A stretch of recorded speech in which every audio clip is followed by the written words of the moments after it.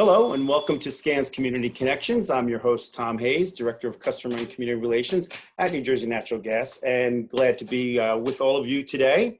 And I'm happy to announce that we have a spectacular guest with us today, and that is Kim Guadagno, who is the former Lieutenant Governor of this great state of New Jersey.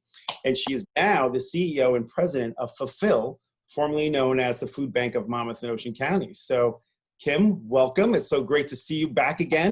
It's great to be here again, Tom, even if it is no longer at the Monmouth Mall and you're in your, are you in your basement? I'm at the food bank. So we have, I'm just in my home. We have not closed. We couldn't afford to close. Yeah, right. Well, you can, that's exactly right. You cannot afford to close. You were like at your peak and at your best in these moments of crisis. I know that. You were, and you of all people are very accustomed to being like ready to go at any time, but you really shine when it's a crisis. You did as Lieutenant Governor and you are as CEO of Fulfill. There's no doubt. Thank you, Tom. You know what? I could do without it. Last couple of months, as you know, with the gas company and anybody in any utilities company, anybody who needs to put food on people's tables and keep the lights on, it's been quite a challenge. Not just the last week or so, or I think this is airing in September, not just the last month or so, but the last 6 months. Yes, absolutely. Absolutely. Crazy. So with that, like, how has the sudden high rate of unemployment in the Jersey Shore affected operations at Fulfill?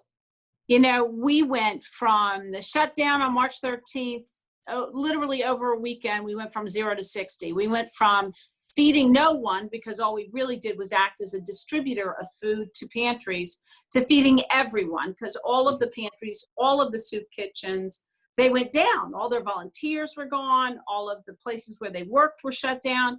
So we literally, over a very long weekend, figured out how to feed more than 250,000 people in the fastest, most efficient, safest way, not knowing yet what we were shooting at over the weekend. And you know what?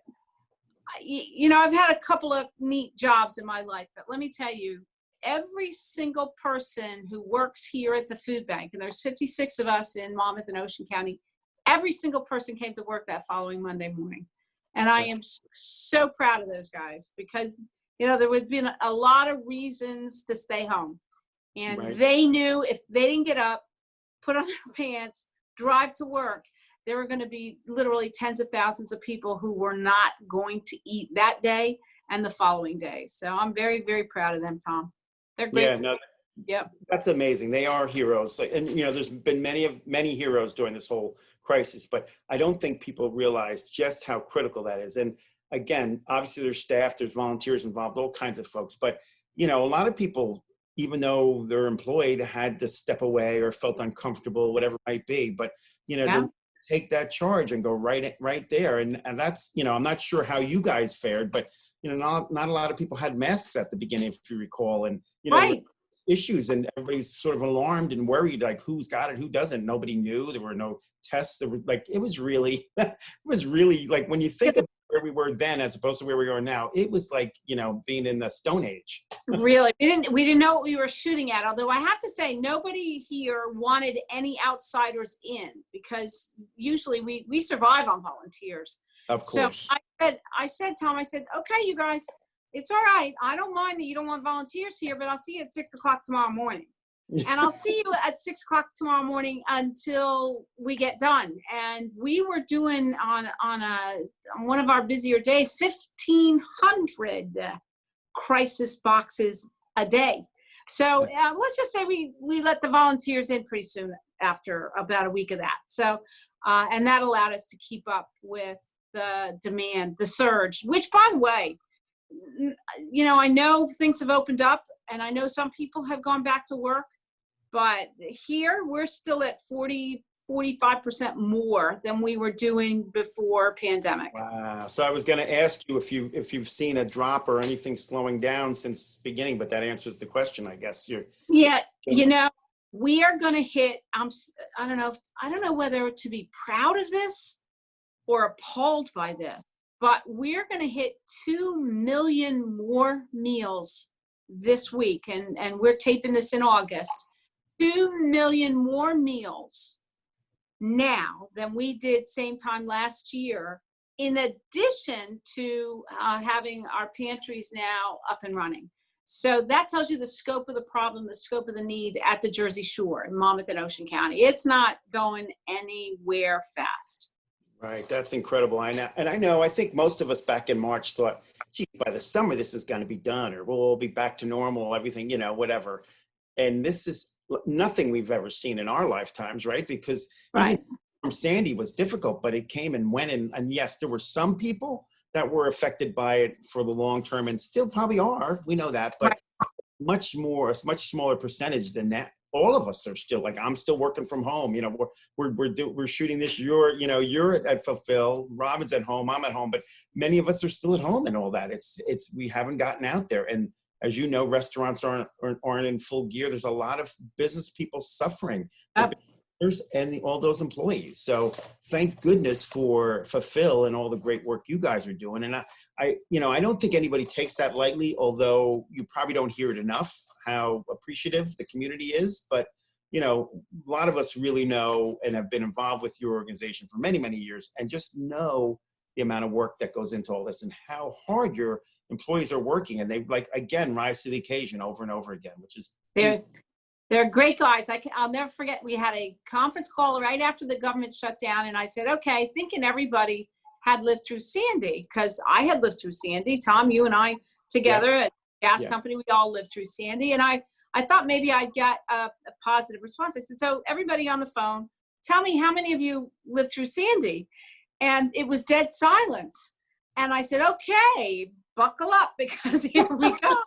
And that's what happened. We literally had to improvise, and that's okay, because you know what, New Jersey is the one thing we know, and one thing I know you and I learned the hard way is that we step up. The people in New Jersey step up. If they can, they do. If they are out of food, they go next door before getting their own and check on their neighbors to make sure they have food. So that's just the Jersey way. And that's what we saw, I think, the first couple of months. And I think we're still seeing it, don't get me wrong. It's just that when somebody comes to the food bank and it's clearly the first time they've come to the food bank, normally now, it's a very tearful event. And I can't go to the door. I just can't. I send them, we now have nurses, of course, that check your temperature before you come in and ask you a bunch of questions, something that was unfathomable in March. Well, I now ask the nurse, I said, look, you're used to dealing with really sad people and really uncomfortable situations. If I go out there, I'm going to be a blubbering mess. You need to go out there and help that person get food stamps, get insurance, get housing, get contact, and then let them walk away with a box of not great food, but decent, healthy, nutritious food. And this time of year, thank God, lots of great produce. There's nothing like a good Jersey tomato. So, oh my gosh, the best. Yeah. Now, and when you talk about food, like, that's one thing I'm sure a lot of folks wonder is, like, raising the money, all the things you need to get to really purchase the food and get the food is important. How about the food itself? Is it always available? Is there a short, what do you run up against? It's you've all seen it, long lines. We had long lines here on the 4th of July. We had a 4th of July distribution where we thought it would be appropriate to give hamburgers and hot dogs and chips and Coca-Cola, all donated one way or another to people who had been suffering through all of this. We had lines from Neptune all the way out to the Parkway because people were so hungry. And it is hard to get that kind of food. Today, I know this sounds kind of odd. Who would have ever thought the former lieutenant governor or a lawyer would say the following? Today, the grape jelly finally showed up. So now I ordered the grape jelly March. So we never know what's coming or what's not. We never know. There's never enough milk. There's never enough mixed vegetables. There's never enough of any of that. In fact, we had such a hard time buying the food that we needed that even though I had the money, I could not buy tractor trailers full of food. So I gave grants out to our pantries and said, go shopping, go to the grocery store, bring me back the receipts. You need milk, here's $5,000 for you to go out, shop for your pantries, and bring me back the receipts so that I know our donors were paying for the food that they wanted us to buy for you. So, I mean, that was really literally the only way we could get the kind of food or the amount of food we needed. We sent 210 pantries, food feeding, pantries, soup kitchens, houses, the ARC. I think we had 11 ARC homes that we sent out and said, go buy the groceries that you need because I can't buy it by the tractor trailer full. And they did that in June. So, at least the money that people donated to us is going directly back to feed the people who need it the most. Absolutely. And, it's amazing. I know we're going to talk about some other things too, but I've seen so many ingenious and wonderful programs coming out of Fulfill since this all happened, that, in terms of locating, the closest pantries, all those kinds of things, your signs and all that, which I know we're going to talk about. But I do want to say that it's obvious to those of us that have been involved in the community for many years that you've really stepped up and not only just did the basic, but you went above and beyond and have really implemented some really cool new features that they may have existed in some format in the past, but I don't think I've ever seen it quite like this, which I was very impressed. So I think you guys are, again, doing an amazing job with all of that. If you can have a good time doing this, that's it. So I like to show up in places places people would least expect you. So the Grunin Foundation partnered with the Monmouth County freeholders and purchased free testing in some of our underserved towns. So Great. What we did is we followed them around and dropped off boxes of crisis food. I didn't ask any questions. I just said, I figure if you want to have free testing, then you should walk away with a box of food. So we were giving out hundreds of boxes of food at the same time. The Grunin Foundation and the freeholders were using some CARES Act money, some federal money to get some testing done. So we did it because we could. We saw a group of people that were going to need food. Let's get them the food they need. Right. Yep. And again, and I have to say, and we'll talk about this now, I think, but was during this process, everybody's doing what they can, right? One of the things we were doing is trying to help the Girl Scouts. They had this inventory of Girl Scout cookies, so we purchased a lot of the cookies, and I've been dropping them off at fire departments and hospitals. Yeah. But what I was noticing almost everywhere I went in Monmouth and Ocean counties, I would see your signs where it said, "Do you need food?"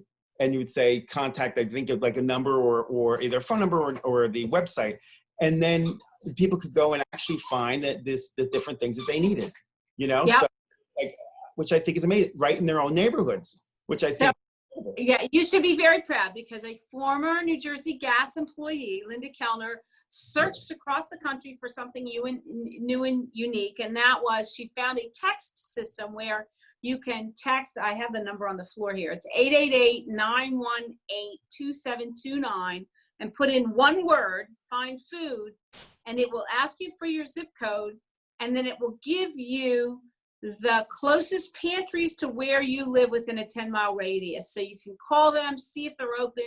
The benefit of going to a pantry rather than coming right here to Neptune is that you get a better selection of food. You're not getting just a box. And also you're more likely to get fresh food. So you're more likely to get produce. You're more likely to get fresh bread. You're more likely to get gallons of milk, not Right. shelf. So that text number was fun. That is great. So I know we're actually running out of time, which I can't believe it. But can you just give us that like the best way to contact you guys would be through what, your website or? Yeah, website is the fastest. We do answer all the emails. It's fulfillnj.org, fulfillnj.org. And you could probably Google my cell phone number if you wanted to, because it is the same cell phone number, but also I'm pulling the phone number out here. The phone number out here is 732-643-5841 or 2660. But we're very much available. Just Google Food Bank Monmouth and Ocean County, and we will get you the food.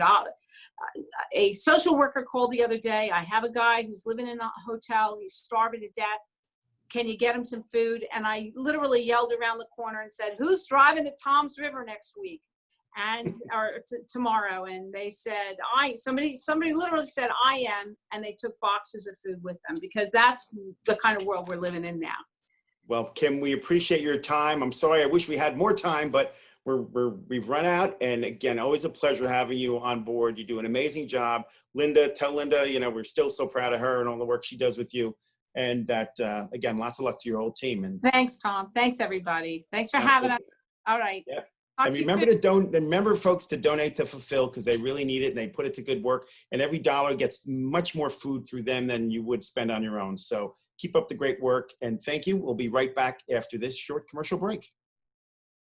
At the Save Green Project from New Jersey Natural Gas, we're bringing you rebates and incentives, including 0% APR financing, right on your natural gas bill to help make energy efficiency affordable.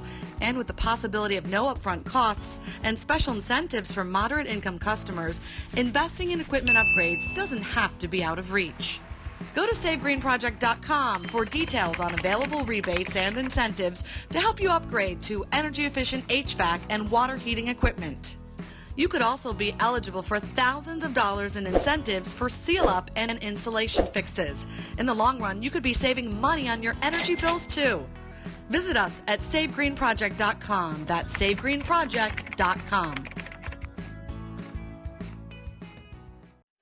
Okay, and welcome back to Scans Community Connection. Again, I'm your host, Tom Hayes, and I have another fantastic guest for all of us for today. It's Paul McEvily, and he's the Executive Director of Interfaith Neighbors Incorporated, and they're located in Asbury Park. And what an amazing organization. I have to tell you all right up front that we've had a long-term history with Interfaith Neighbors and Paul and his team, and they do amazing work in our community. So Paul, welcome to the show. Thank you very much, Tom.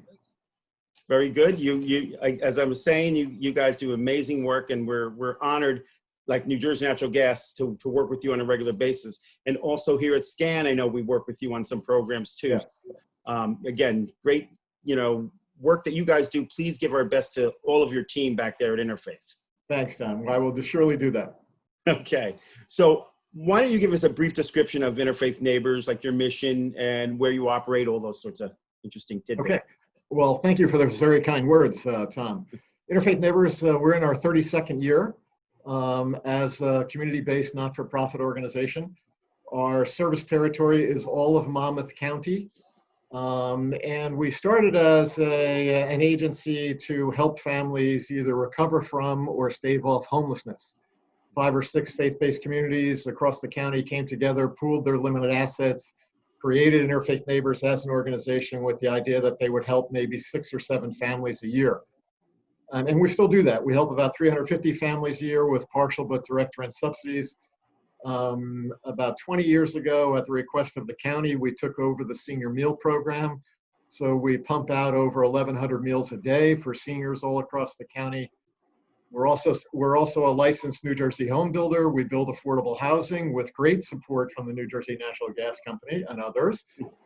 We've been doing that since 1996. And as an extension of that program, Tom, which the gas company also supports, neighborhood revitalization work on the west side of Asbury Park, doing both revitalization and community building initiatives. So that's what we do as an agency. We have about 50 employees, and our annual budget maybe about $5 million a year. Wow. Paul, just remind me, how long ago did you start with the Meals on Wheels program? Probably about 20, maybe 21, 22 years ago. I've been at Interfaith Neighbors just a little over 21 years. And I think the agency took over that responsibility kind of just prior to my arrival. That's amazing to me, because it feels like it was yesterday that you got, when I heard you say, I thought 20 years, I was like, really? Has it been 20 years? Yeah, can you imagine? Flies. Yes, time flies. So, obviously you do all that amazing work, and you have for many, many years and decades, and it's been great.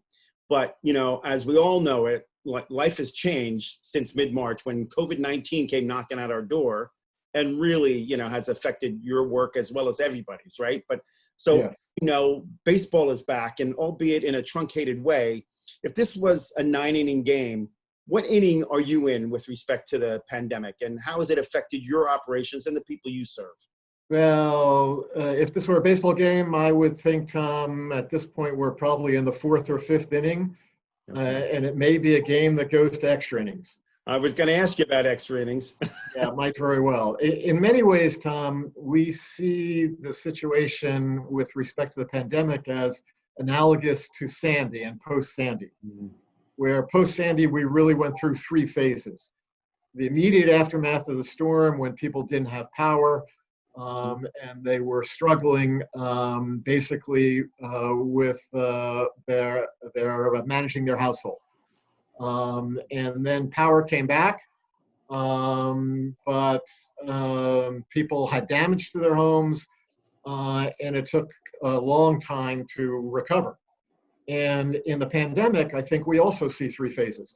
The first phase was as the pandemic bloomed in mid-March and people and businesses shut down, particularly here along the Jersey Shore. So many people involved in the hospitality industry and the restaurants immediately closing and retail closing. People were immediately without household income, many households. And so they had immediate needs in terms of emergent financial difficulties. Of course, there was a moratorium on evictions, so the immediate concern wasn't rent, but how do you pay for groceries? How do you pay for your prescriptions? How do you pay for cable connections? Because the students had to go to a virtual learning environment. Right. So that was probably the first phase. Then the second phase was people find their way through the maze of unemployment insurance. They apply for and now are receiving unemployment insurance, including the $600 a week kicker from the federal government. Now maybe they can handle their monthly nut with the benefit of unemployment insurance and the federal additional monies. But once those federal dollars run out, I think we're going to look at phase three, and that's people will still be without jobs. Restaurants will not, all of them will not have come back. A lot of jobs will have been eliminated, and people once again will be struggling with their needs. So in terms of Interfaith Neighbors, as the pandemic went full blown in mid-March, we had to suspend a lot of the community work we were doing because community gathering was no longer an option. But we saw that there would be immediate needs with respect to both the senior population, some of those seniors now being food insecure, and of course, in terms of households without any household income, how are they going to pay their bills? So we actually repositioned some of our staff. The senior centers around the county all closed, so we ended up doing more homebound deliveries, where previously maybe we were going to 900 doorsteps a day around the county. Now we're going to over 1,000, closer to 1,100 doorsteps around the county, delivering meals to homebound seniors. And that operation continued without a hiccup, actually. We were able to increase our production. We had many people calling to offer volunteer services, so we were able to continue to deliver to those homebounds. With respect to households that are impacted by COVID-19, some of the foundations that support us, some of our corporate supporters and individual supporters donated money specifically to support households impacted by COVID-19. We set up an emergency COVID-19 relief fund. And where in a typical year, we might be helping 350 families a year with their rent, paying their rent. Since the middle of March, Tom, we've gotten over 2,000 calls from COVID-impacted households for financial assistance. That's incredible. So the numbers have been extraordinary. As I said, there's a moratorium on evictions, so we've tried to say to people that rent obligation is still yours. It doesn't have to be met now. What are your other bills that you're trying to pay? Do you have food in the house? Are you able to pay for your utilities, your prescriptions, and so forth?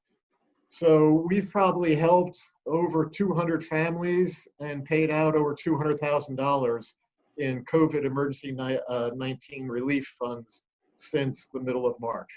And as I say, that mountain that's building for unpaid rent, that's in the future and is going to be very difficult to deal with.